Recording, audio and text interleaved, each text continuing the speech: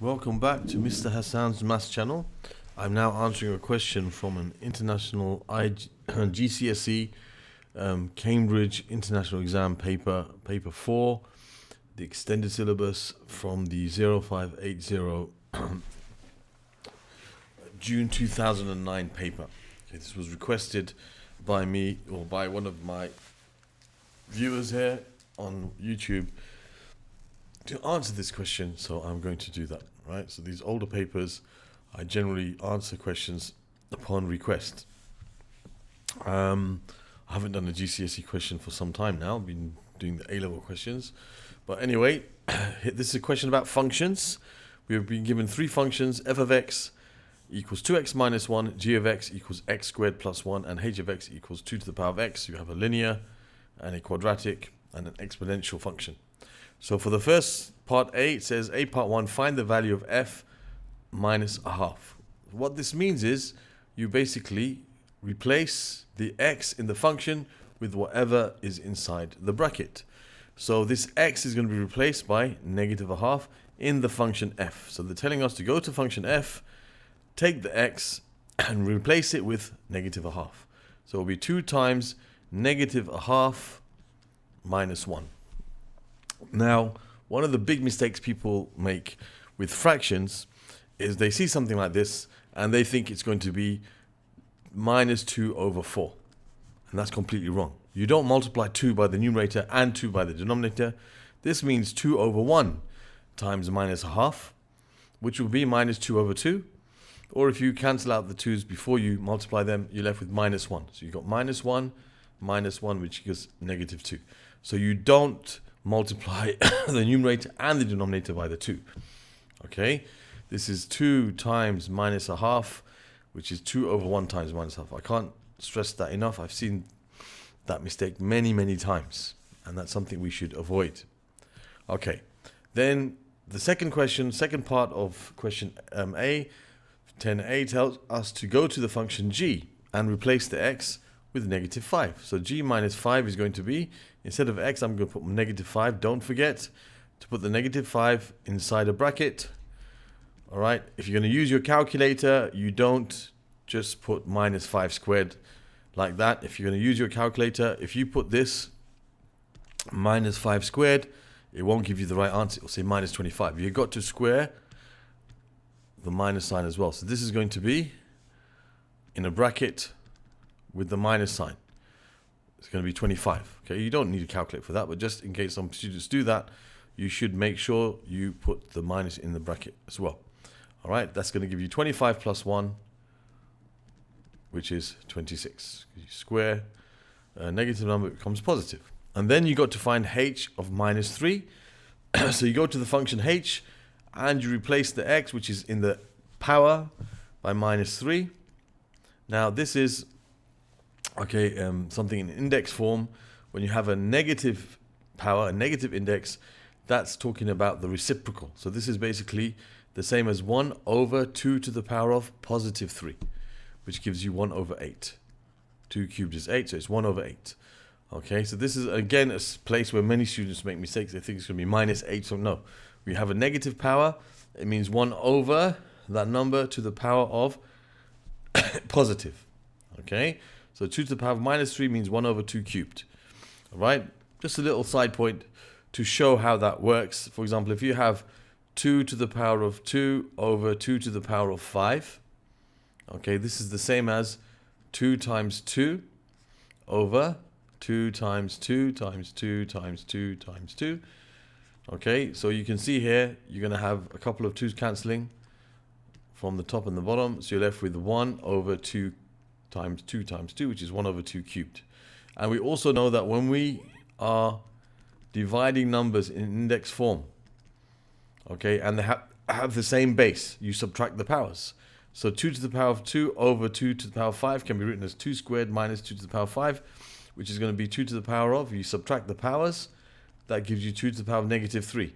So you can see that 2 to the power of negative 3 is the same as 1 over 2 cubed. You're starting off with the same thing. This is like 2 squared divided by 2 to the power of 5, which you can write in that form. All right, so this is just a side point just to prove to you that 1 over 2 cubed is the same thing as 2 to the power of minus 3. Right, we're starting off with the same sum. We get this form when we deal with it as fractions, and when we deal with it by subtracting the powers, okay, we end up with this. So these must be the same. So 2 to the power of minus 3 is 1 over 2 cubed. In general, if you have something to the power of a negative power, it's something, this will be the same as 1 over the same number to the positive power. Okay, so this minus means write down the reciprocal. And if it's like a fraction, like a over b, to the power of minus n, it becomes b over a, all to the power of positive n. Reciprocal, and then you write the power as a positive value. So that's for part A. Now we're moving on to part B. Okay, part B tells us to find the inverse of function f. And function f is 2x minus 1. f of x equals 2x minus 1. So we want to find the inverse of this function. Okay, now what we must do here, the inverse function is a function that basically undoes the original function. Okay, now there's two ways of dealing with the inverse function. We can start with a visual way. If we think about the original function, if you have 2x minus 1, think about what happened to x for it to become 2x minus 1. So first, it's been multiplied by 2. That gave us our 2x. So we started off with x. It's been multiplied by 2, gave us 2x. And then we have to take away 1. And we end up with what we have here, which is a function 2x minus 1. For the inverse function, we start on the other side. And we go backwards. And we carry out the inverse operations. So instead of subtracting 1, we add 1. So you get x plus 1. And instead of multiplying by 2, we do the inverse of multiplication, which is dividing by 2. So then we have x plus 1 divided by 2, and that is the inverse function. Simple as that. Now, this method of using a flowchart to do it is a bit kind of strange, right? Although it's kind of a nice visual way of doing it, and it's perfectly fine if you use that method. But sometimes with more kind of involved algebraic expressions, it might get a bit messy. So there's an algebraic method that you can use, which is very simple, which first of all, the first step would be to change the fx and just call it y, so you don't have to keep writing fx everywhere. So you have 2 times, y equals 2 times x minus 1. Now, when we're finding the inverse function, what we're actually doing is the opposite. So what we're going to do is we're going to write instead of x, y, and instead of y, x. So instead of y, I'm going to write x. Instead of x, I'm going to write y. So wherever y was, I'm going to put x in its place. Wherever x is, I'm going to put y in its place. Now, if I rearrange this to make this y, this new y, the subject, what's going to happen is you're going to have to do all these reverse operations, because you have to add 1 to both sides to get rid of the 1 first. And then you have to divide both sides by 2. So you get x plus 1 over 2 equals y. That means the inverse function, which is written in this form, is equal to x plus 1 over 2, which is exactly what we found when we did it that way. Okay, that's a 2, not a z. Looks like a z. All right, so that's how we find the inverse function. I've shown you 2 different ways of doing it. One of them is by using a flowchart. The other way is by the algebraic kind of method. So there's your answer, x plus 1 divided by 2. All right, part C. It says g of x equals z. Find x in terms of z. So it's basically telling you to take the function g of x, which is x squared plus 1. So you have g of x, x squared plus 1, and equate it to z equals z. I'm going to put a little line through my z so it doesn't get confused with the 2. All right? That's what you should always do with z. Otherwise, sometimes you start off with z and you end up with a 2, and you start treating like a 2 at the end of your question. I've seen that many times. So always put a line through your z so that you know it's not a 2. All right, now we want to find x, so we have to rearrange this to make x the subject, basically. That's what it's telling you to do. So we have to subtract 1 from both sides. X squared equals z minus 1. And then we take the square root of both sides. So you have x equals the square root of z minus 1. And if you put a plus or minus in front of it, that's even better. Okay, so you can write x equals the square root of z minus 1. And if you put plus or minus, as I said, that makes it even better. Okay, now for part D, It says find g of fx in its simplest form. Now what does this mean? You have to find the composite function g fx in simplest form. So what it doesn't mean is multiply gx by fx. It doesn't mean that. Okay, you don't just multiply these two together. That's completely wrong, as many students actually do. It's not g, it doesn't say g of x times f of x, it says g of f of x. So what they're actually asking you to do is this. They're actually asking you to take the function f of x and substitute it inside g. Okay, just like if you took a number, like there was a number here, you know, like 3, for example, g3 would mean put 3 inside the function g. This is telling you to take the function f of x and substitute that inside g. So it's asking you to find this.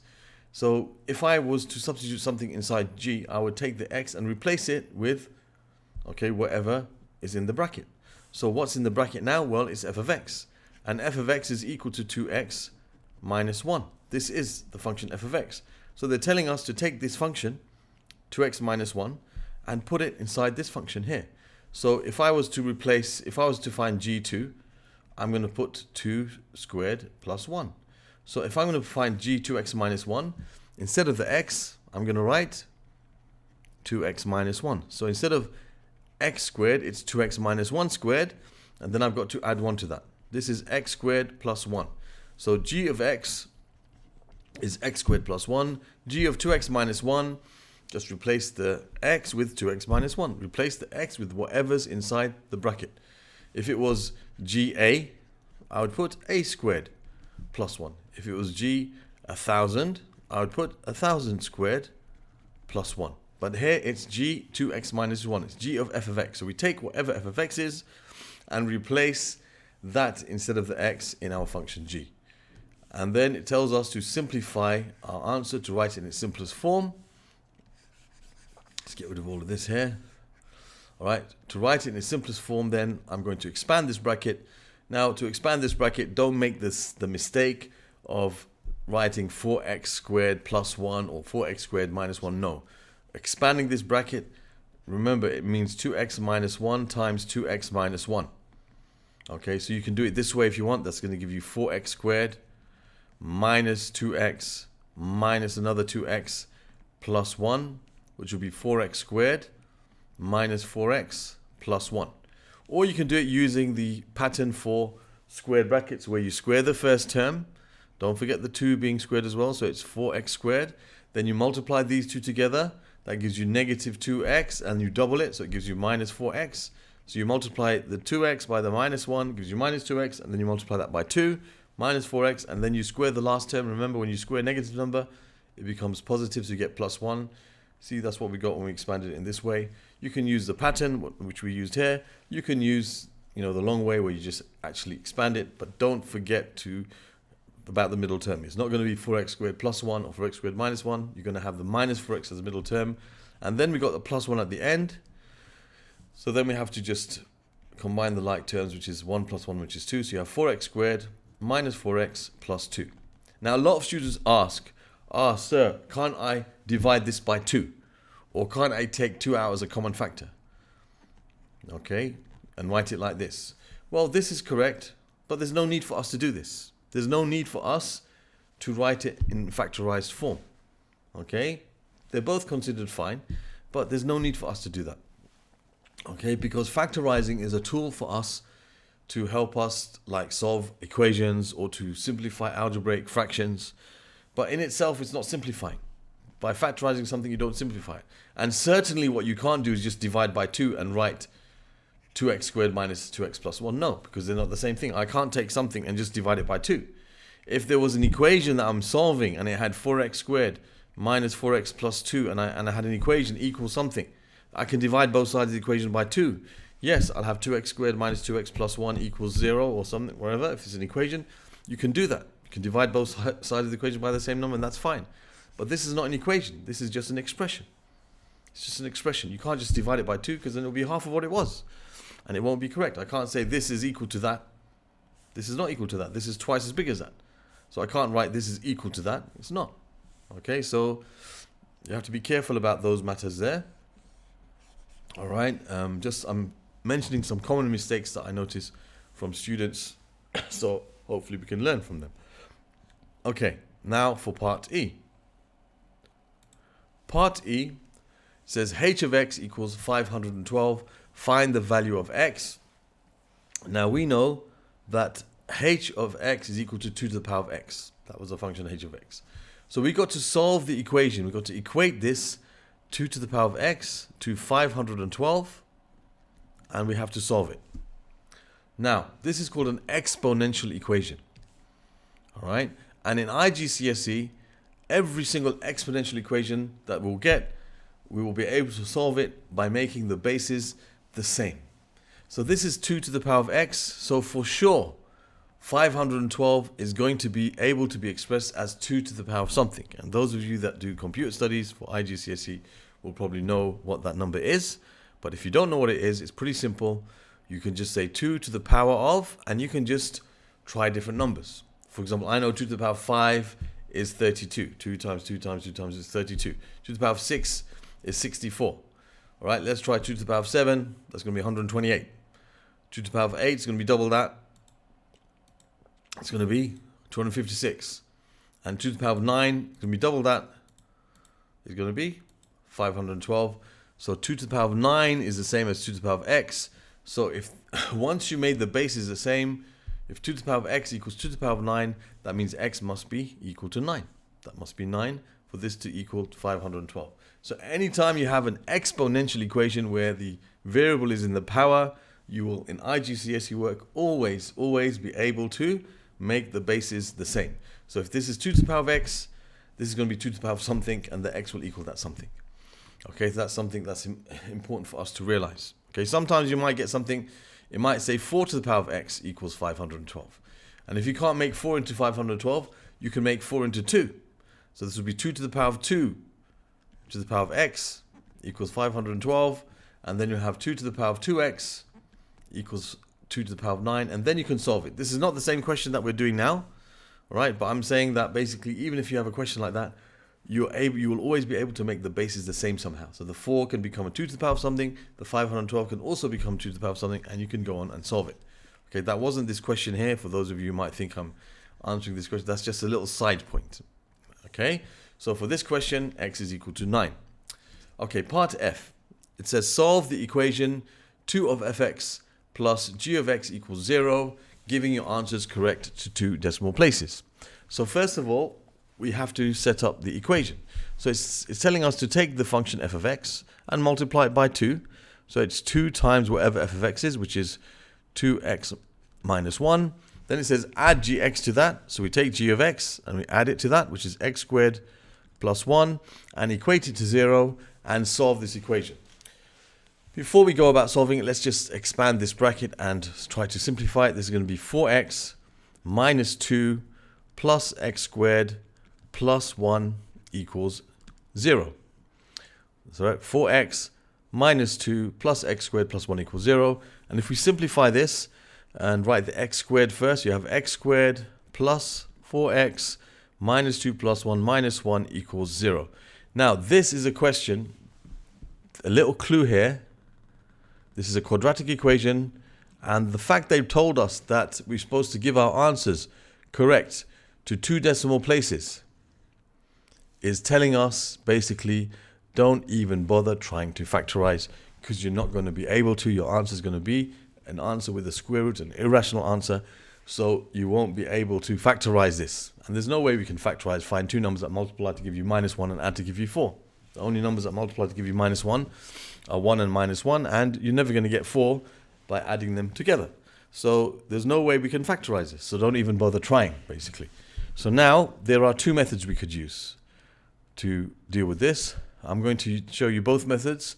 Okay, one of them is by completing the square, which is a very important method now, especially in IGCSE. Many different questions are asking you to use completing the square in different aspects. So I'm going to go through this. Now, the way I like to complete the square, something like this, when I'm solving an equation by completing the square, I like to focus just on these 2 terms. I don't like to worry about the term afterwards. So I like to focus on these 2 terms. So what I do when I have an equation is say, let's add 1 to both sides. So you have x squared plus 4x equals 1. So now I'm going to concentrate on this. When I want to complete the square for this, I'm going to write a bracket, which is squared. Okay, and I'm going to have x, and I'm going to have plus, because there's an x here and there's a plus. And then I'll take this coefficient of x and divide it by 2. So I'll have x plus 2 squared. Right? The reason I'm doing that, because when I square this, I'm going to get x squared, and I'm going to get plus 4x, but then I'm going to get plus 4, sorry, which I don't have here. There's no plus 4 here. So for me to make this the same as that, I've got to take away that 4. This will give me x squared plus 4x plus 4 minus 4, which leaves me x squared plus 4x. And so now this is the same exactly as that. Now I want to solve this, so I'm going to get rid of the minus 4 by adding 4 to both sides. So I have x plus 2 squared equals 1 plus 4, which is 5. And now I want to find the solutions for this, answers. There's more than one solution. So you have to remember that when you take the square root of this, you must put plus or minus the square root of 5. Plus or minus the square root of 5. So therefore x is equal to minus 2 plus or minus the square root of 5. Subtract 2 from both sides. That will give us our two answers, which we can then find by using our calculator. We just put minus 2 because they want it to 2 decimal places, so we have to give it in rounded form. So minus 2 plus the square root of 5, and that gives us our answer. We press to find the decimal answer, we press this S to D button. That gives us 0.23606. So we have x equals 0. What was it again? 0.23606, 23606.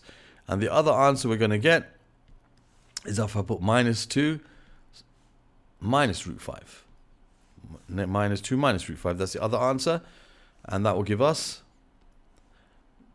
a negative answer, negative 4.23606. Okay, this continues. It rounds there, but minus 4.23. Minus 4.23606. It continues on. I haven't rounded it, it continues on. But we have to round it to 2 decimal places. So we've got to stop here and here. So that gives us 0.24. Okay, because this 6 makes this into 4. And negative 4.24. Those are our two solutions. Right, that's by completing the square. We can also use the quadratic formula, which is perfectly fine. You have to memorize it. Minus b plus or minus the square root of b squared minus 4ac over 2a. Now, if you just quote the quadratic formula without using it, or without using it properly, you will lose marks. You won't get any marks for just quoting it. Okay, so here the a, remember this is when you have something of the form where you have ax squared plus bx plus c equals 0. When you have something of that form, like we have ax squared plus bx plus c equals 0, then that's what you use to solve it. Now a is the coefficient of x squared, b is the coefficient of x, and c is a constant. So here a is going to be 1, b is going to be 4, and c is going to be negative 1. So x equals minus b, which is minus 4, plus or minus the square root of b squared, which is going to be 4 squared, minus 4 times a, which is 1 times c, which is minus 1, all over 2 times a, which is 2 times 1. So that simplifies to minus 4 plus or minus the square root of, this is going to be 16 plus 4, which is 20, over 2. And you can stick that. And in fact, you can just from here, what you could do when you've got something like that, as long as you write down this line here, and you just put everything in the calculator properly, like you put minus 4 plus the square root. So you can't put plus or minus, you put plus first and then change it to minus for the second answer. B squared, which is 4 squared, minus 4 times 1 times, you can just put it like this in brackets, times minus 1, okay, all over 2 times 1, which is 2. And that will give you your answers, which is, so of course you see the same answer, minus 2 plus root 5. And then when I press S to D button, I'm going to get this answer, which I round to 2 decimal places as 0.24. And if I go back and change this plus to a minus, because it's plus or minus here, so I change that to a minus, you see the answer I get after that is minus 2 minus root 5, which was our other answer, which gave us minus 4.24 when you round to 2 decimal places. And there's the answer for part F. Okay, so there's two alternative methods. One is using completing the square, and one is using the quadratic formula. Both are perfectly acceptable. Right? What you can't do is just do the following. Go to your calculator and use the equation button here, and then put polynomial degree 2, which is for quadratics. And this is what a lot of students do. So they have a, which is x squared, the coefficient 1, then you press equals, and 4, and then you press equals, and you put minus 1, then you press equals, and then when you press equals again, it gives you one solution, which is minus 2 plus root 5. When you press equals again, it gives you the other solution, minus 2 minus root 5, and you've got your two solutions. Okay, now, what's wrong with doing that? If you wrote these answers down, if you went straight from here to writing x equals minus 2 plus or minus the square root of 5, and then put these two answers down, you will lose the marks for the solving of this quadratic equation. You won't get any marks for the solving of it. So you might get, say, maybe 2 marks, 1 mark for rearranging into this. That might be worth 1 or 2 marks, and solving it might be worth the rest of the marks. So if you were just to write that down by using your calculator, the examiners know about this button or about this function, and they will not accept you to write the answer down for a quadratic equation. Either you factorize if it can be factorized. Okay, you can either factorize or use completing the square or use the quadratic formula. Even if it can be factorized, you can do any of those 3 things. If it can't be factorized, you got to use either completing the square or using the quadratic formula. If you don't show these steps, you won't get the marks for the question. So you have to know how to do either of these 2 things when you can't factorize. If you just write the answer down, you will definitely lose marks. A lot of students say, sir, can't I just use my calculator and get the answer, especially because they don't like to complete the square, or they don't like to factorize or use the formula. No, you can't. You have to use these methods in order to solve it. Otherwise, you won't get the marks for the question. All right, so that's the answer for part F. Now for part G, tells us to sketch the graph of y equals f of x and y equals g of x. Okay, now for sketching the graphs of y equals f of x. Now y equals f of x is the graph y equals 2x minus 1. So y equals 2x minus 1. This is a linear graph. Okay, the highest power is x to the power of 1. It's in the form y equals mx plus c. This is going to give a straight line. And when it's in this form, the m stands for the gradient. So for this line, the gradient is going to be equal to 2. And the c stands for the y-intercept. So c is equal to be minus 1. All right, so this is y equals 2x minus 1. If it's in the form where y is the subject, then the coefficient of x is the gradient. And the y-intercept is the number that's the number that's on its own, right? You can also think of this as finding where it crosses the y-axis and x-axis. When you sketch a graph, you should always show where it crosses the axes, if it does. So we can find where this crosses the x and y-axis. It crosses the x-axis when y equals 0. Okay, when y equals 0, that's the x-axis, all right?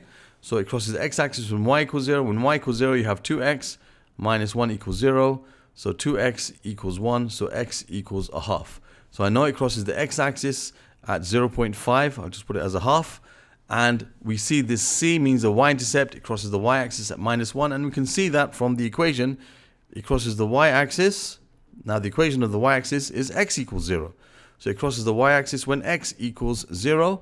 When x equals 0, you have y equals 2 times 0 minus 1, which is minus 1. So we know it crosses the y-axis at negative 1. All right. And we can see that it's a linear graph. So the gradient is 2. All right. So it's going to, sorry, this is x equals a half over here. What am I doing? It's going to go like this. For every 1 it goes up, every 2 it goes up, it's going to go across 1. The gradient is 2, which is like 2 over 1. Rise over run. So every 2 it goes up, it goes across 1 unit. So it's going to look something like this. It's going to have this type of shape. Okay, this is going to be the graph of y equals 2x minus 1. Try to make it a bit neater than that. Okay, sorry, I put a half here first. course, it's not there. It's over here. Y equals a half. X equals a half is over there. So the graph will look somewhat like this. Okay, it's just a sketch. You don't have to put anything else. You don't have to put 0, 1, 2, 3, 4, minus 1. You don't have to put anything else except the places where it crosses the x-axis. Okay, so as long as you have it looking correct, I would make it maybe slightly more steeper and move this over there a bit. Okay, that would be better.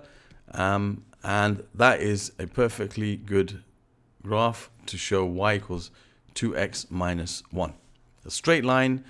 It's got a gradient of 2. Every 2 it goes up, it goes 1 across. You could, it goes for every 2 spaces up, it goes 1 across. And you can see that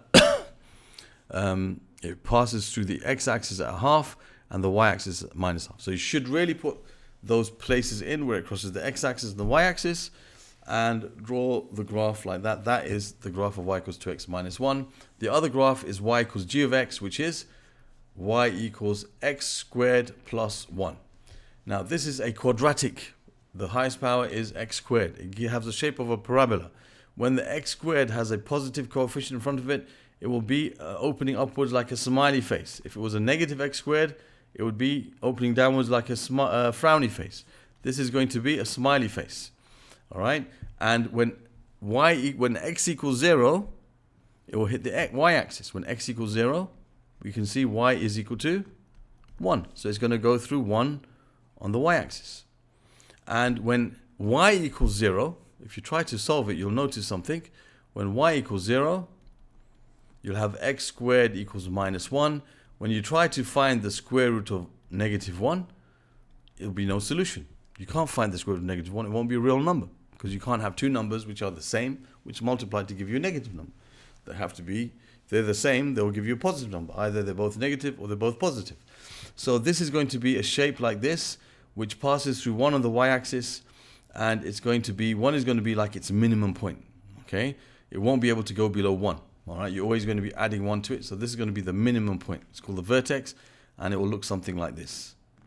You have to try and be neat. Now, I shouldn't put the 1 there actually first. It's best to draw it first and then put the 1 there at the end.